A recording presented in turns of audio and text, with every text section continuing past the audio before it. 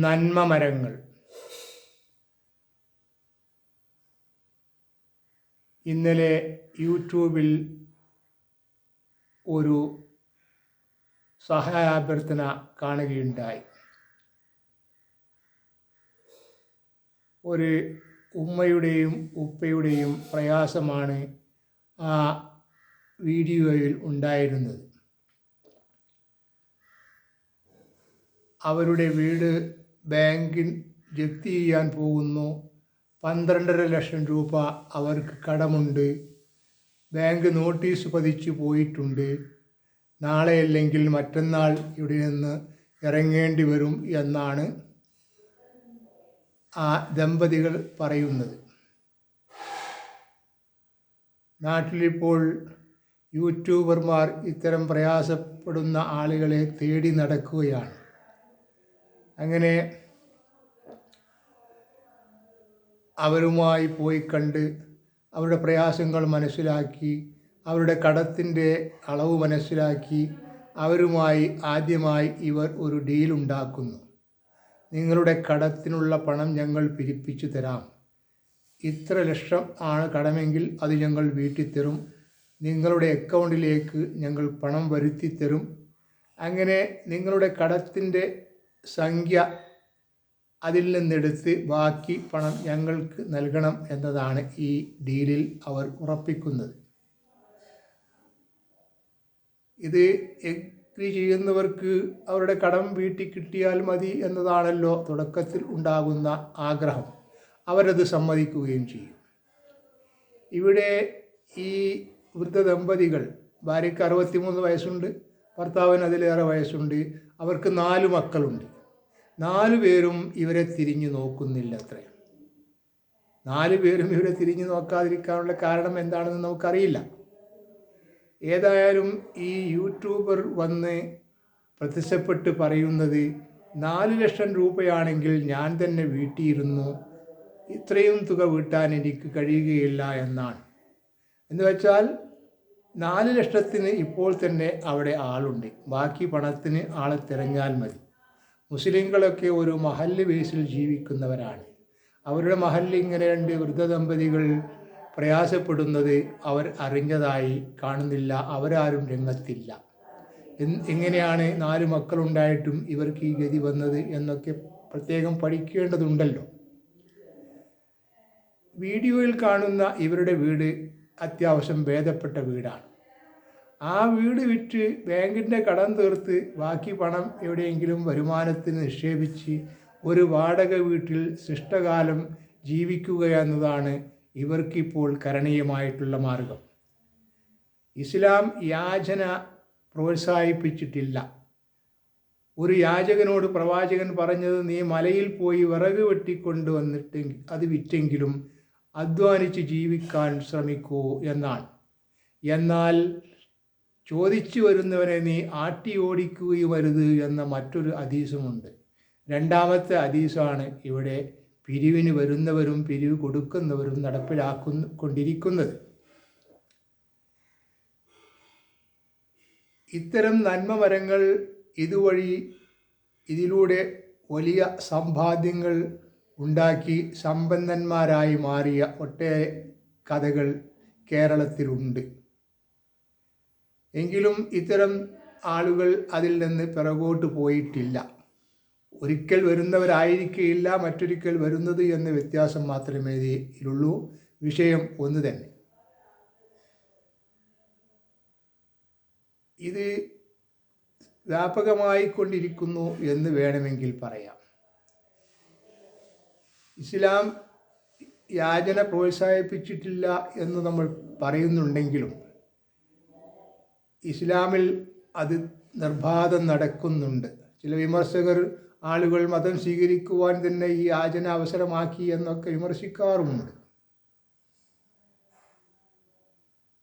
ഇങ്ങനെ യാചന മറ്റു ഇതര മതസ്ഥരായ ആളുകൾ ഇത്തരം യാചനയുമായി രംഗത്ത് വരുന്നില്ല. അവർക്ക് സാമ്പത്തിക പ്രയാസങ്ങളും ബുദ്ധിമുട്ടുകളും ഇല്ലാത്തത് കൊണ്ടല്ല. അവരുടെ സമുദായം, അവരുടെ മതം യാചന പഠിപ്പിക്കുന്നില്ല.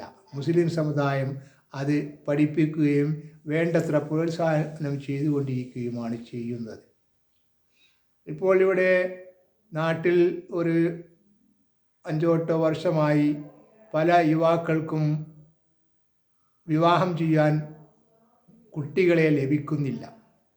കുട്ടികളൊക്കെ വലിയ വലിയ ഡിമാൻഡുകളാണ് കാണാൻ ചെല്ലുന്ന പുരുഷന്മാരോട് പറയുന്നത്. നേരത്തെ പെൺകുട്ടികളെ വിവാഹം ചെയ്തയക്കുക എന്നത് പലർക്കും ഒരു പ്രയാസമായ കാര്യമായിരുന്നു. അത് സമുദായം കണ്ടറിഞ്ഞു. അവരൊരു വിവാഹം നിശ്ചയിക്കുന്നു, നാടൊട്ടുക്ക് ചെന്ന് പറയുന്നു. അവരെല്ലാം വന്ന് പണം കൊടുത്ത് വിവാഹ ആവശ്യത്തിനും കഴിഞ്ഞതിന് ശേഷവും അവർക്ക് പണം ബാലൻസ് വന്നുകൊണ്ടിരുന്നു. കാലം മാറി. ഇപ്പോൾ അന്ന് പുരുഷന്മാർ വിവാഹത്തിന് വരുമ്പോൾ ഇത്ര പവൻ വേണം, ഇത്ര പണം വേണം എന്നൊക്കെ പറഞ്ഞിരുന്നു. ഇതൊന്നും മതപ്രാസംഗികന്മാർ പ്രസംഗിച്ചതിൽ നിന്നുണ്ടായതല്ല. കാലം മാറിയപ്പോൾ ഇപ്പോൾ പണം ചോദിക്കാറില്ല, പണ്ടത്തെ ആഭരണവും കണക്ക് പറയാറില്ല. അങ്ങനെയായിരുന്നു. ഇപ്പോൾ വിവാഹം അന്വേഷിച്ച് വരുന്നവർ ഞങ്ങൾക്കൊന്നും തന്നെ വേണ്ട, കുട്ടിയെ മാത്രം തന്നാൽ മതി എന്നാണ് പറയുന്നത്. ചുരുക്കത്തിൽ കാലം അങ്ങനെ ആയിട്ടുണ്ട്.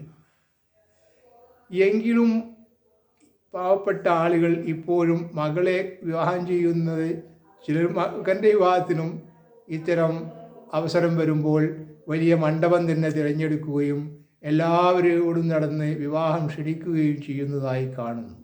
വാസ്തവത്തിൽ അവർക്ക് നാട്ടിൽ ഒരുപാട് കെട്ടുപാടുകൾ ഉണ്ടായതുകൊണ്ടല്ല, പണം പിരിപ്പിക്കുവാൻ വേണ്ടി, ലഭിക്കാൻ വേണ്ടിയാണ് വ്യാപകമായി അവർ വിവാഹം ക്ഷണിക്കുന്നത്. ആ മണ്ഡപം ചിലപ്പോൾ അവർക്ക് മണ്ഡപക്കാർ ചില ഡിസ്കൗണ്ടുകൾ കൊടുക്കുന്നുണ്ടാവാം. ഇതൊക്കെ അവരുടെ വീട്ടിൽ വെച്ചോ അല്ലെങ്കിൽ തൊട്ടടുത്ത മദ്രസയിൽ വെച്ചോ ഒക്കെ അവർക്ക് നടത്താവുന്നതാണ്. അപ്പോൾ ഈ വരുന്നവർക്ക് ഭക്ഷണത്തിൻ്റെ ചിലവും മറ്റു മണ്ഡപത്തിൻ്റെ ചിലവും എല്ലാം വരുന്നവരോട് തന്നെ വാങ്ങി ഇങ്ങനെ ഒരു സാഹസത്തിന് അവർ മുതിരേണ്ട ഒരു കാര്യവുമില്ല. എങ്കിലും പഴയ ഓർമ്മയിൽ ഇപ്പോഴും ആളുകൾ മകളെ കെട്ടിക്കാനൊരുങ്ങുമ്പോൾ പഴയ പല്ലവിയുമായി തന്നെ വരുന്നുണ്ട്. ഇതിന് ഇപ്പോഴും സഹായം ചെയ്തുകൊണ്ടിരിക്കുന്നവർക്ക് ഇവിടുത്തെ കാലാവസ്ഥ മനസ്സിലായതും ആയി തോന്നുന്നില്ല. ഇന്ന് ഇത്തരം വിവാഹങ്ങൾക്കൊന്നും ഒരു സാമ്പത്തിക സഹായവും നൽകാതെ തന്നെ അക്കാര്യങ്ങൾ നമ്മൾ പ്രോത്സാഹനം നൽകുന്നില്ലെങ്കിൽ അവർ നിർത്തി പോകുന്ന കാര്യം മാത്രമേ ഉള്ളൂ. അതുപോലെ നമ്മുടെ നാട്ടിൽ നിന്ന് പലരും നാട്ടിലെ വലിയ സുജായികളാണ്. ഈ സുജായികളൊക്കെയും ഗൾഫിലേക്ക് പോകുന്നു. അവിടെ ചെല്ലുമ്പോൾ അധികം ആളുകളും വളരെ ശാന്തന്മാരായി നല്ല സ്വഭാവത്തോടുകൂടി ജീവിക്കുന്നതാണ് കാണുന്നത്. എങ്കിലും ചിലർ ഗൾഫിൽ ചെന്നാലും നാട്ടിലെ ഓർമ്മകൾ അവരെ ചിലപ്പോൾ പിടികൂടുന്നുണ്ട്. നമ്മുടെ അടുത്ത് ഫറോക്ക് പ്രദേശത്തുള്ള ഒരാൾ, അയാൾക്ക് ഒരു വിസ ലഭിച്ചു. ഒരു അസുഖബാധിതനായ കുട്ടിയെ നോക്കുക, ഹോസ്പിറ്റലിലേക്ക് കൊണ്ടുപോവുക, ശുശ്രൂഷിക്കുക, ഇത് മാത്രമായിരുന്നു അയാൾക്കുണ്ടായിരുന്ന ജോലി. ഈ കുട്ടിയെ ഹോസ്പിറ്റലിലേക്ക് കൊണ്ടുപോകുമ്പോൾ അറബി കുട്ടികൾക്ക് അവർക്ക് ഇഷ്ടപ്പെടാത്തത് എന്തെങ്കിലും കണ്ടാൽ തുപ്പുക എന്ന ഒരു സ്വഭാവമുണ്ട്. എന്തോ ആ കുട്ടിക്ക് ഇഷ്ടപ്പെടാത്തത് കണ്ടപ്പോൾ അവൻ തുപ്പി. മലയാളിയെ സംബന്ധിച്ചിടത്തോളം ഒരാൾ തുപ്പുക എന്നത് വലിയ അലർജിയുള്ള കാര്യമാണ്. ആ കോപത്തിൽ ഈ കുട്ടിയെ ഈ ഡ്രൈവർ അടിക്കുകയായിരുന്നു. കൃത്രിമ ശ്വാസോച്ഛ്വാസത്തിനുള്ള യന്ത്രം ഘടിപ്പിച്ചാണ് കുട്ടി ജീവിക്കുന്നത്. ഇയാൾ മനഃപൂർവ്വമല്ലെങ്കിലും ഈ അടി കൊണ്ട് ഈ യന്ത്രത്തിൻ്റെ കണക്ഷൻ വീണിട്ടുപോയി. അതോടുകൂടി ഈ കുട്ടിയെ ഉടനെ തന്നെ ഹോസ്പിറ്റലിലേക്ക് കൊണ്ടുപോകുന്നതിന് പകരം വേറെ ഒരു മലയാളിയുടെ അരികിലേക്ക് ഈ കുട്ടിയുമായി പോവുകയാണ് ഇയാൾ ചെയ്തത്. അവർ രണ്ടുപേരും കൂടി ഇത് നമുക്കൊരു സുഡാനിയുടെ പേരിൽ അവർ ചെയ്തതാണ് എന്ന് പറഞ്ഞ് പ്രചരിപ്പിക്കാം, തടി സലാമത്താക്കാം എന്ന പ്ലാനാണ് കണ്ടെത്തിയത്. പക്ഷേ പോലീസുകാർ ഇവരുടെ ഈ കള്ളത്തരം പിടിക്കപ്പെടുകയും അയാൾക്ക് 20 കൊല്ലത്തെ ജയിൽ ശിക്ഷയും അതിനുശേഷം വധശിക്ഷയുമാണ് വിധിച്ചത്. അങ്ങനെ കേരളത്തിലെ മുസ്ലിം സമുദായത്തിൽപ്പെട്ട ആളല്ല, അയാളൊരു ബിസിനസ്സുകാരനാണ്. ബോച്ചെ അയാൾ 1 കോടി രൂപ ഈ ഫണ്ടിലേക്ക് നൽകി ഈ ദിയാവിധം ശേഖരിക്കുവാനുള്ള ഫണ്ട് ഉദ്ഘാടനം ചെയ്തു. പിന്നീട് ഇതോടുകൂടി ഈ അക്കൗണ്ടിലേക്ക് ദിയാവിധം നൽകേണ്ട പണത്തിൻ്റെ ഇരട്ടിയിലേറെ പണം ആളുകൾ അയച്ചു കൊടുക്കുകയായിരുന്നു. ആ പണം ദിയാവധം കഴിഞ്ഞതിന് ശേഷം ബാക്കി എൻ്റെ കയ്യിലുണ്ട്, ആർക്ക് വേണമെങ്കിലും കൊടുക്കാമെന്ന് അയാളുടെ മാതാവ് നിഷ്പക്ഷമായി പറയുന്നുമുണ്ട്. മറ്റൊരു സ്ത്രീ ഇവിടെ നേരത്തെ നേഴ്സായി ജോലി ചെയ്തിരുന്നു, വിവാഹം ചെയ്തു, അതിലൊരു പെൺകുട്ടിയുമുണ്ട്. ശേഷം അവർ യമനിലേക്ക് നേഴ്സ് ജോലിയുമായി പോയി. അവിടെ ചെന്നപ്പോൾ ആ ഹോസ്പിറ്റലിൽ ഉണ്ടായിരുന്ന ഒരു അറബിയുമായി സ്നേഹത്തിലായതല്ല, സ്നേഹം നടിച്ചതായിരിക്കാം, അവർ ഈ അറബിയെ വിവാഹം ചെയ്യുകയും ചെയ്തു. ഒരു മുസ്ലിം സ്ത്രീയെ സംബന്ധിച്ചിടത്തോളം ഗൾഫ് രാജ്യങ്ങളിൽ ചെന്നാൽ ഇസ്ലാം ആകുവാൻ ആകെ ഒരു പർദ്ദയോ അല്ലെങ്കിൽ ഒരു തട്ടമോ മാത്രമേ ആവശ്യമായി വരുന്നുള്ളൂ. അവിടെ സുന മുറിക്കുന്ന സമ്പ്രദായം ആവശ്യമില്ലാത്തതുകൊണ്ട് അവർക്കൊരു പ്രയാസവും വരുന്നില്ല. പല അറബി വീടുകളിലും ജോലി ചെയ്യാൻ വരുന്ന സ്ത്രീകൾ ആദ്യമായി ചെയ്യുന്നത് ഒരു തട്ടം ധരിക്കലാണ്. അതോടുകൂടി ഈ സ്ത്രീ മുസ്ലിമായി എന്ന് അറബികൾ പൂർണ്ണമായും വിശ്വസിക്കുകയും ചെയ്യുന്നു.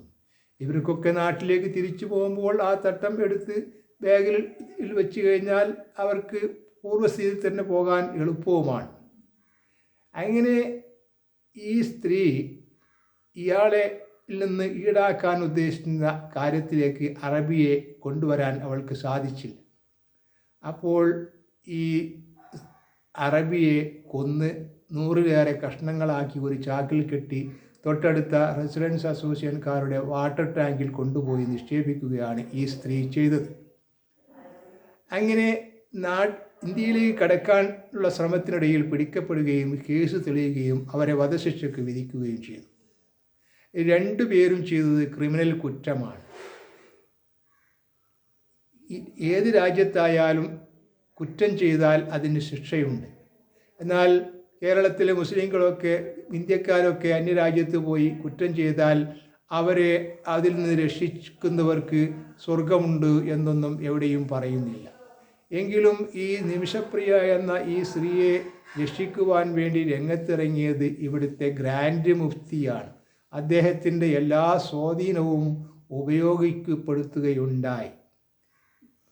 ഈ സ്ത്രീ പോകുമ്പോൾ ഉണ്ടായിരുന്ന മതത്തിലല്ല, പിന്നീട് മുസ്ലിമായി ഇനി തിരിച്ചു വന്ന് ഏത് മതത്തിലാണ് ചേരുക, ഏത് സ്റ്റേജിലാണ് അവർ വന്ന് കയറുക എന്ന് പറയുക നമുക്കിപ്പോൾ സാധ്യമല്ല. മിക്കവാറും തിരിച്ചു വന്ന് ഇസ്ലാമിനെയും ഇസ്ലാമിൻ്റെ വിധികളെയും രൂപത്തെയുമൊക്കെ വിമർശിക്കുകയായിരിക്കും അവർ ചെയ്യുക എന്ന് നമുക്ക് ന്യായമായും കരുതാം.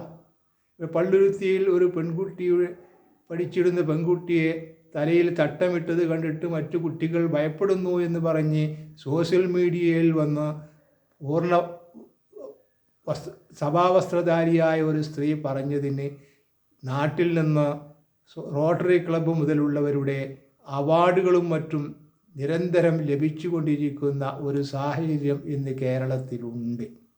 ഏതായാലും മുസ്ലിങ്ങൾ എല്ലാ കാര്യത്തിലും എലി കരയുന്നത് പോലെ പരമാവധി കരയുന്നുണ്ടെങ്കിലും പൂച്ച ആകുന്ന സംഘി പരിവാറിൽ നിന്ന് അവരുടെ കണ്ണിൽ നിന്ന് കണ്ണുനീർ വരുന്നതായി നമ്മൾ കാണുന്നില്ല.